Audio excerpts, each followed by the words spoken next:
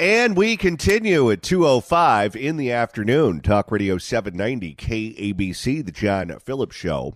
Mr. Randy Wangs in Culver City. John, the requests are already coming in. People love the newest hit, and they want an MP3 of it. Pammy Price. She called me a crime boss. I defy you to listen to that and not laugh. She called me a crime boss.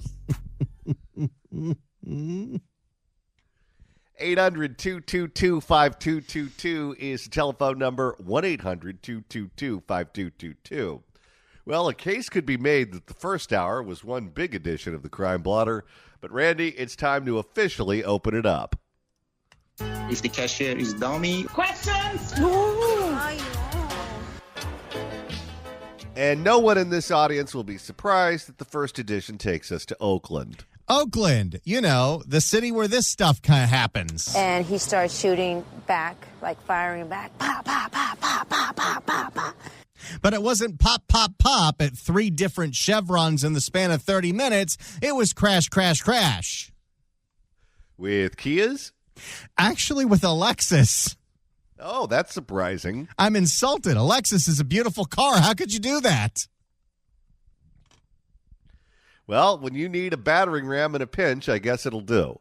For more on the 3 Oakland chevrons that got hit in the span of 30 minutes last night, here's KTVU, Fox 2. Begin with more anger and frustration in Oakland after multiple businesses are targeted overnight, and the police department policy prevents officers from chasing these criminals. Good evening. Of course that happens. Who would have thought the criminals that run the city won't allow the cops to go after the criminals who robbed the 7-Elevens? It's almost like some of this stuff is by design because, you know, it's one thing to be a criminal organization and operate outside the government. But what if you had allies that could operate inside the government to make your life easier, like making sure you don't spend as much time in prison if you do get caught, and having policies like cops don't chase criminals? Then you'd end up in Oakland. And I would say, you know, people might say that how can you ever make an assumption that somebody who's in elected office and is on the side of criminals and gang members? And to that person, I say, you've obviously never met Ulysses Hernandez. You know, you can't get well in a cell.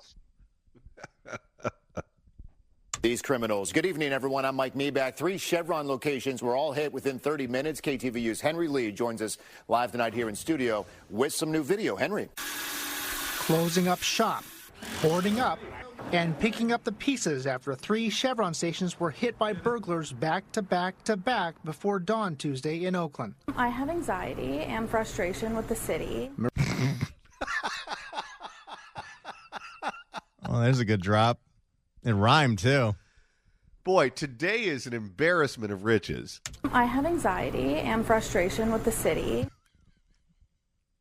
Everyone they interview in Oakland is just over it. I love the fact that the one Valley girl in all of Oakland was the victim of a crime. Oakland anxiety. Ready for anyone that wants it. I have anxiety and frustration with the city. Marissa Betts is in charge of operations at all 3 Chevrons. She's the granddaughter of the late Ken Betts, whose company runs the gas stations, all of which have been hit before. We have to talk. Of course. You don't say. We have to talk about it. We have to talk about the future. And do we stay in Oakland is the question. And we've been here for decades. It's time to get out, baby. I think it was probably time to get out about 5-6 years ago. This is a generational place. It all started at about 3:30 in the morning when burglars repeatedly crashed the stolen Lexus ES350 in reverse into the Chevron Minimart on Lakeshore Avenue. They backed into it. Wait, how could you pick up the steam you need to take down a wall going in reverse? Lexus is a powerful machine. I'll say. The invaders had one thing in mind. You know, you have car commercials where you see, cars or trucks driving on these canyon roads, showing the horsepower, showing how efficient they are. What you really need to do to advertise these cars in places like Oakland and Los Angeles is show what the crashing speed is. How quickly can they demolish a gas station? Now, but wait a minute. Why would you advertise to the thief and not to the buyer? That's a good point. The invaders had one thing in mind, the safe, but they were interrupted when Oakland police converged on scene, their lights flashing. The burglars took off in 2 cars, but instead of chasing them, the police car stayed behind. Of course. If you're the owner of the 7-Eleven, can't you ask for your tax money back at that point? This is what the Oakland Police Commission did to the city. And the Oakland Police Commission has been made up of appointees from the city council and mayors past. They decided that they don't want the Oakland police to chase criminals. So the criminals know this, and they know they can do whatever they want, including crashing a Lexus into a gas station. And even if the cops get there on time and see the criminals in action, if they run away, we cannot chase them. Because of, equity. In accordance with department policy. I mean, there's no reason that makes any sense unless the people who are on these commissions are pro-gang member. Well, look who appointed them. Everyone who appointed them is being investigated by the feds. Absolutely. Absolutely. If there's criminals in city government, what makes you think there aren't criminals on these police commissions? Bingo. In accordance with department policy that bars officers from chasing suspects in property crimes. I love that it's still a property crime when you crash a car on purpose into a gas station. What if you're there filling up your Big Gulp? You're going to get hit by the car in reverse. The same burglars then broke into the Chevron on Redwood Road. So instead of, this is so great. This is as Oakland as it gets. These guys break into a Chevron, try to steal the safe.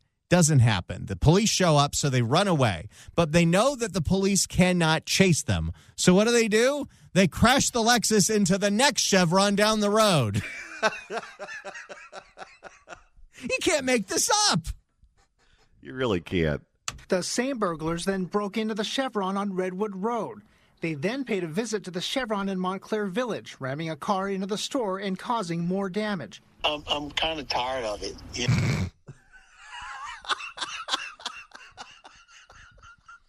We've let criminals run the city, and it turns out the city is also run by criminals.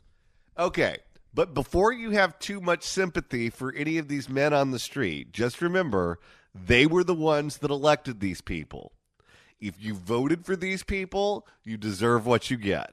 I'm kind of tired of it, It's getting pretty old here in Oakland, Betts agrees. She had to have contractors clean up the messes.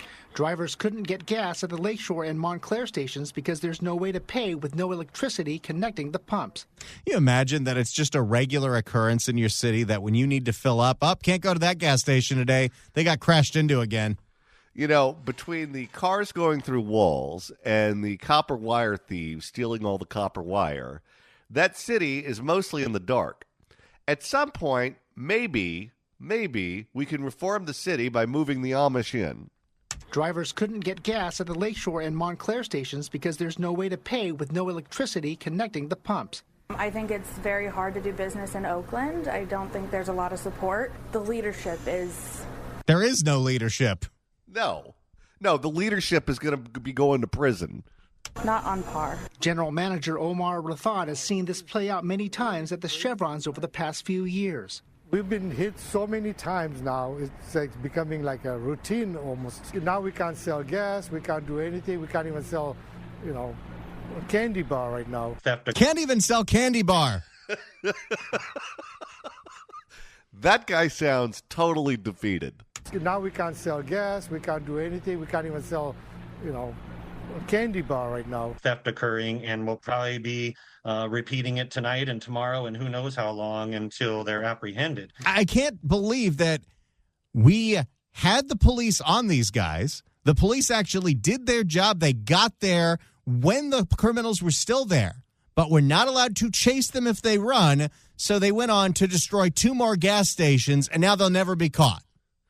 Right, because if you chase them, you might catch them, and we don't want that because we don't want to fill the prisons. Daniel Swafford, executive director of the Montclair Village Association, is frustrated by Oakland's pursuit policies. I understand it is property crime, but you're also talking about the livelihood of mom and pop business owners. Now, and what is the thought process? Well, if you let them run away, they won't cause any more destruction? No, I think it's they don't want to fill up the prisons. If you chase them, you'll catch them, and then you have to charge them with something. and then you're going to fill up the prisons, and that leads to inequity. Now, a fourth Chevron at High and Foothill in East Oakland was also targeted by burglars, but that gas station is owned by someone else. Now, the managers at the 3 other Chevrons say they hope the new police chief and whoever the next mayor is will take action because they say the status quo just isn't working. Mike? Henry Lee, live tonight here in studio. Henry, thank you for that. There you go. And then all of these people are going to vote for Barbara Lee, and all of this is going to continue, and they're going to go back to being defeated on the news. I have anxiety and frustration with the city. All right, Randy, let's reopen the blotter. If the cashier is dummy. Questions? And the second edition takes us to an area that's not far from the radio station. Shockingly, Pico Robertson area was the victim of a smash and grab, smash. Wait, a smash and grab, smash? That's how it was described on the news. For more, here's KTLA 5. Security video shows the smash and grab break-in at a Pico Robertson business wanted a series of burglaries at the same shopping center overnight. The burglary has left at least 2 businesses with a big mess to clean up and has left other local businesses reeling. KTLA's Chris Wolf spoke to one of the business owners victimized and joins us with more in Pico Robertson. Chris? Yeah, that's right, Micah and Cher. These criminals are brutal and brave, and they appear to be repeat. Brave? Yeah, I don't know if that's the word that I would use to describe them. Brave, and they appear to be repeat offenders. You don't say. That I believe. The pharmacy right behind me has been hit several times at this location. I don't know if this happens to you, Johnny, but it happens to me.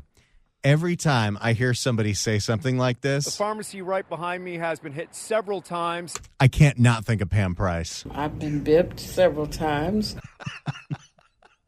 Well, she's the original crime boss. She called me a crime boss. The pharmacy My new favorite. The pharmacy right behind me has been hit several times at this location, although this is a first for the pizza shop right next door. However, the owners... What are they stealing, pepperoni? Well, remember when 3 strikes was on the ballot and all of the opponents said, you were going to send someone to prison for stealing pizza? However, the owners are not giving up, and they are now sharing their surveillance footage. And as we have seen from every crime story ever in Los Angeles, it's not going to do a damn thing. No, but if you do use it, don't bother giving it to the cops. Give it to the news. You might call this a smash and grab and smash and smash and smash. Oh, I'm saving that. Chris Wolf, you're making the wall. I'm going to call it smash, grab, smash. Brought to you by Smash Burger. You might call this a smash and grab and smash and smash and smash. A trio of hooded, masked thieves shattered the front. Oh, they're like Barbara Ferrer, do they? Oh, yes. Well, they're very conscious of COVID. How about the fact that one rule from one unelected bureaucrat enabled an entire class of criminals for what seems to be now an entire generation to get away with everything because you can't tell who they are? Yeah. It used to be illegal to wear a mask in public because we didn't want the Klan to be burning any crosses, and we also didn't want anyone holding up banks. But now that we elected, or I guess we should say selected, the village idiot to be in charge of public health in Los Angeles County, now the crooks can wear masks wherever they go. No, thank you. I wonder if you could actually have an actuarial add up the amount of money that has been lost in just the last 5 years from Barbara Ferrer's 2020 mask mandates because it has enabled the criminals to do even more breaking in, and there's no chance of them getting caught because the surveillance footage is useless. And the best part is she's too dumb to know it. Next slide. A trio of hooded, masked thieves shattered the front door of a pizza shop to gain entry around 4:30 a.m. Tuesday in Pico Robertson. They immediately headed for the registers, and instead of simply turning the keys in the drawers, they repeatedly slammed the devices on the ground. Oh, come on! Rude. Security footage shows the intruders moving in and out of the restaurant quickly. So this wasn't just like crash into a building with a car. No, they were doing Hulk smash. Security footage shows the intruders moving in and out of the restaurant quickly, at times running and stealing a safe in the process. The loss for the owner is thousands of dollars in cash and damages. And the bad guys didn't stop here. They also broke into a neighboring pharmacy. The owner of Robertson's Specialty Pharmacy did not want to talk on camera, but shared his surveillance footage with us. The same criminals caused thousands of dollars in damage to his business. He tells us he keeps narcotics and harder drugs locked up, and that thieves are not able to get anything with street value, yet they keep trying. Only the Tylenol for you. Oh, I'm sure they were real happy. They thought by breaking into that pharmacy, they were going to have an oxy party for months. As it ends up, all they got was blood pressure medication. The LAPD is investigating, and one of the victims is talking. Mark Dueck opened Pizza Mark 6 years ago, offering kosher cuisine in this predominantly Jewish community. He hasn't had any problems like this until now. And to think, you would think that a pizza that's blessed by a rabbi would be sacred. Not for these crooks. Until now. He hit the pharmacy every 6 months because I think for drugs and stuff like that, yeah. Didn't realize Jackie Mason was still alive. Can you believe it? They hit the pharmacy left and right. He hit the pharmacy every 6 months because I think for drugs and stuff like that, yeah. That guy should be on Johnny Carson's couch. And actually, Bob himself, the pharmacy guy, he called me in the morning at 7 a.m. to alarm me about the break-in. It's just sad that they have nothing to do but go smash, break, and prey on other people. Instead of going to work, make a good living. Well, apparently they're making a great living smashing and grabbing. Oh, yeah, and smash, smash, smash. The resilient crime victim says he is just thankful that no innocent person was injured. It's a financial loss for me, but I can live with it as long as no one got hurt. I hope they will get caught so they can learn a lesson. They won't. No, the only person who was injured was Little Caesar and the Domino's Noid. Anyone with information should contact the LAPD.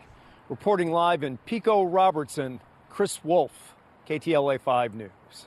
There you go. The case of the, how did you describe it, Chris? You might call this a smash and grab and smash and smash and smash. That's great writing. If you'd like to email the show, you can do so at johnnydon'tlikeshow@gmail.com. That's johnnydon'tlikeshow@gmail.com. And Randy, you're monitoring the mailbag. Penny writes in at johnnydon'tlikeshow@gmail.com. If I had a business in Oakland, I'd hire a gang to protect my business because then they could just fight each other like the mafia used to. They call those protection rackets. She called me a crime boss.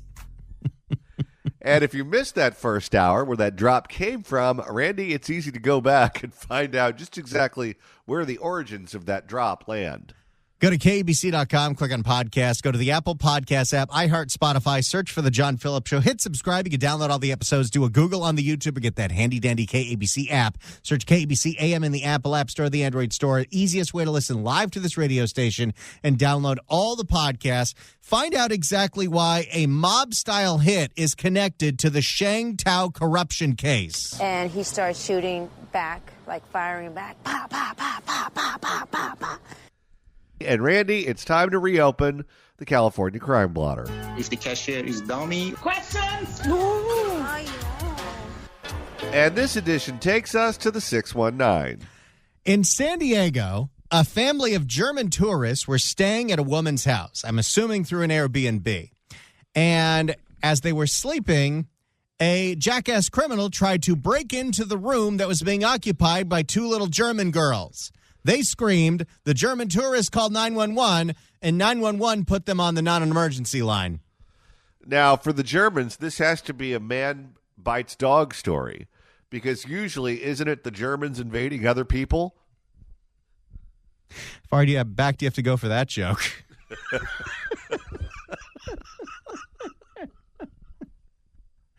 For more, here is CBS 8 in San Diego. First, the burglar uses his head to break the window. His head? What is he, Superfly Jimmy Snuka? Listen to this. He used his skull. Couldn't he find a rock? Headbutt. This guy's doing Hulk smash. How many concussions do you think this guy has? First, the burglar uses his head to break the window. And there's little Greta and Ingrid. Oh, yeah. And then he dives into the bedroom. Two little girls, ages 6 and 9, scream to their parents for help. That's when the burglar dives. I'm going to imagine these Germans are never coming back to America. Never. They probably went to San Diego, America's finest city. Maybe they're going to take the kids to SeaWorld, go see some of the beautiful beaches. And no. This happens. Now they're going to stay in cold Germany forever. They're going to have to go to Vienna on vacation. That's when the burglar dives back out of the window and runs away. It happened. So let me get this straight. Crazy guy, probably on meth, crashes his head through a window, starts to try to crawl into the room, hears the screaming of two little German girls, and decides to run away. He scared the strudel out of them. It happened Monday around 11:20 p.m. along South Evans Street in Logan Heights. Last night we had a German family staying there who are on vacation here in San Diego, parents and 2 children. The owner of the home, Brittany Wiezek, spoke to me from Oregon. She's been renting out her house to tourists. The couple from Germany staying there say they called 911. Now, when it comes to the Airbnb stay that the German tourists had to deal with, do they have to pay for the broken window, or is she going to eat that cost? My guess is she's going to try to get it out of Airbnb. The couple from Germany staying there say they called 911 moments after they heard their daughter screaming. I think the family was assuming that there would be a cavalry coming out with crime scene tape and trying to get the guy. No, that's how it works in Germany, not here. Welcome to California. But when they called 911 back, they were directed to the non-emergency line. Of course. Because someone smashing a window with people sleeping inside the house with their head is something that is not an emergency. And then told by them that they had no estimation to when they would be able to send someone out. Boy, all of this is going to be giving the worst Yelp review ever for America. They should have gone to Texas. And so they finally just packed up their things and left for a hotel. But it wasn't until noon. Also, this is why you should always stay at a hotel. I never, ever, ever stay at Airbnbs. And people always say, why don't you stay at an Airbnb? It's so much better. Yeah, I don't need any of that nonsense. Now, there are still crimes that happen no matter where you're staying, but you're less likely, if you're in a Hilton or a Hampton Inn, to have somebody crash their skull through your window to try to go after your small German children. Yeah, well, they do that at a hotel, and Tom Baudette's going to shoot them in the chest. But it wasn't until noon on Tuesday that officers finally came out to take a crime report and photos of the scene. So they came out about 12 hours later. Well, I'm glad to see they're right on top of that. This is San Diego. It's not supposed to be like that in San Diego. Get with the program, kids. Key evidence like the burglar's blood on the bed sheets was not collected. Why? That's so gross. Key evidence like... These little girls are going to be traumatized forever, and they're going to be telling their kids and their grandkids and their great-grandkids, never go to America. Oh, can you imagine what the stories, the campfire stories in Bavaria are going to be like? Key evidence like the burglar's blood on the bed sheets was not collected, according to the homeowner. Blood was everywhere because I'm assuming he injured himself. You mean when he crashed his skull through the window? Not only was this guy on meth, he had to be on PCP too. In the process, and luckily he jumped back out and left. In an email, San Diego police told me officers arrived at the scene 2 hours after the break-in. No, they didn't.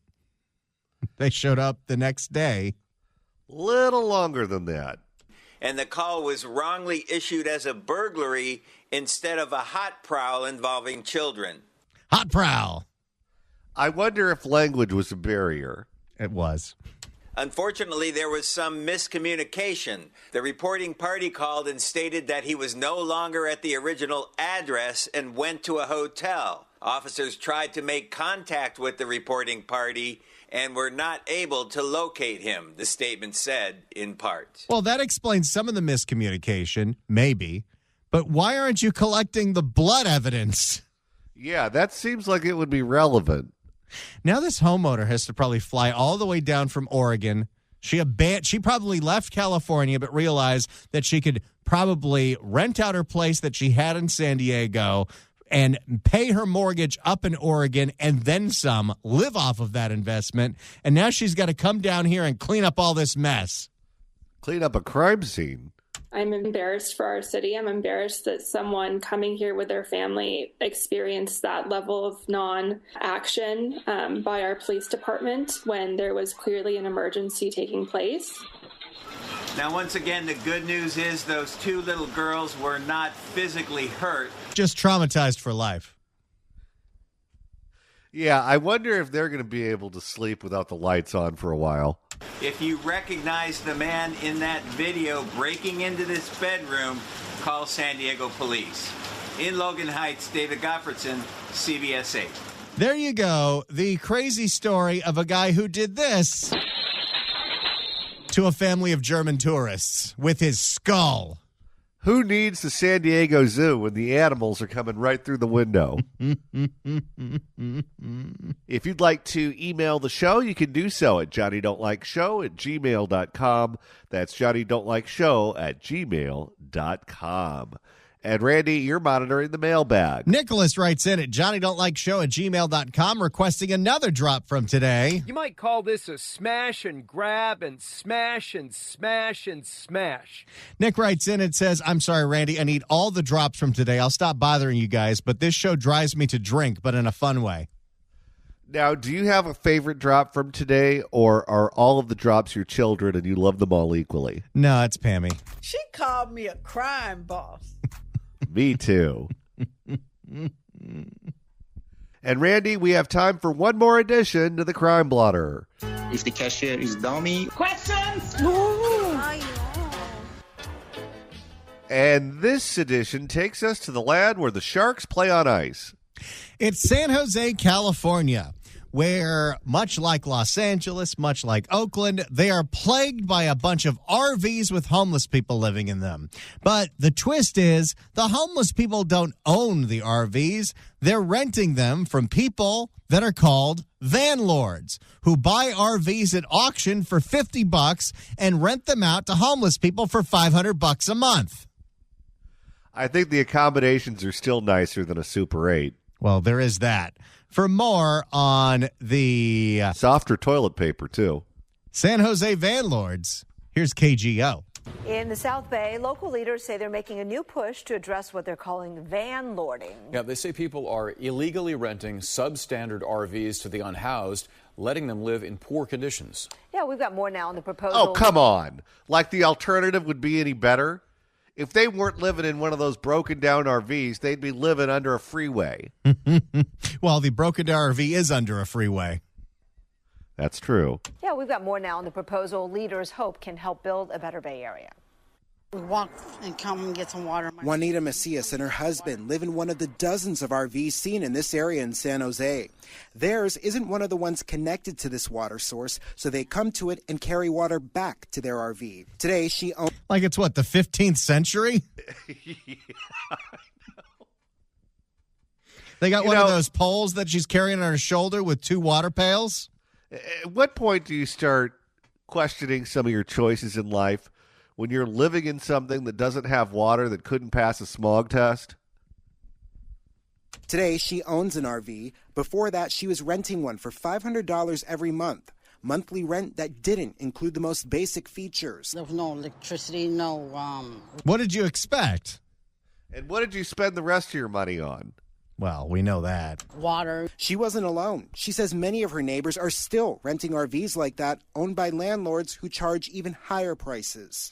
This is what's so funny, because this is the racket that's been going down in Los Angeles County for a very long time, where you have these derelict RVs that are illegally parked and causing a nuisance for the neighborhood. It takes forever to get them towed. But when it finally does happen, they go to a police yard, and the police yard is so full, and because it's still technically a vehicle with a title, they can't just crush it into a cube. What they have to do to get it off their lot is sell it at auction. The landlord buys it for $50, and then they put it back on the street and rent it out. It's a vicious cycle. Charging like $1,800. Calling them. Who's charging $1,800 for a derelict RV, and who's paying for it? Wow, I guess the price of housing in California is high across the board. Calling them van lords, San Jose City Council member Bien Doan says he and other council members have been briefed by San Jose police about the problem. PD says there are at least 2 known individuals who have been renting around 15 to 20 RVs that are nearly unlivable to people who are unhoused. And you remember there was the Blight House in the city of San Fernando, in the San Fernando Valley, where this woman in her backyard lot had 10 of these RVs with people living there, and the sewage was dripping down the street, affecting all the neighbors. Okay, I'm trying to picture about what the guy who owns the vans, he said there were primarily 2 people, correct? Yes. Okay. Remember the short order cook on Alice? That's what I picture them looking like. A big fat guy with a bald head and hair on his back and a cigar in his mouth. That are nearly unlivable to people who are unhoused. These bad actors going out there and towing these dilapidated, unregistered, unsafe RVs or vans or even trailers, and then renting it out illegally. Dewan, along with the mayor and 2 other council members. Why can't we just crush these things into cubes? Yeah, turn them into cubes and get rid of them. Apparently, the way the laws are written right now, if the value of the vehicle is more than $500 and the catalytic converter itself is probably worth more than $500, you can't just crush it into a cube. How does that make sense? It's California. Dewan, along with the mayor and 2 other council members, say they are proposing a crackdown on these so-called van lords, issuing a memorandum for increased enforcement. To help our police department and our code enforcement, give them an extra tool. The memo directs city staff to come back with a clear plan in collaboration with the... Well, obviously, you can find out who's getting the checks, put them in prison. They don't have a permit to be a landlord. They just let this go on forever, so the anger among the homeowners just builds and builds and builds and builds until it finally snaps, and they want all of these RVs to be smashed into cubes with the renters inside them. The memo directs city staff to come back with a clear plan in collaboration with the city manager, city attorney, and also police and fire departments. Advocate Sean Cartwright says the idea is tackling the issue the wrong way. People are definitely being taken advantage of, but you have to remove those people from the situation and put them in housing first. Oh, enough of you! No, no, no. You are wrong. Idiot. All right, that's all I need to hear.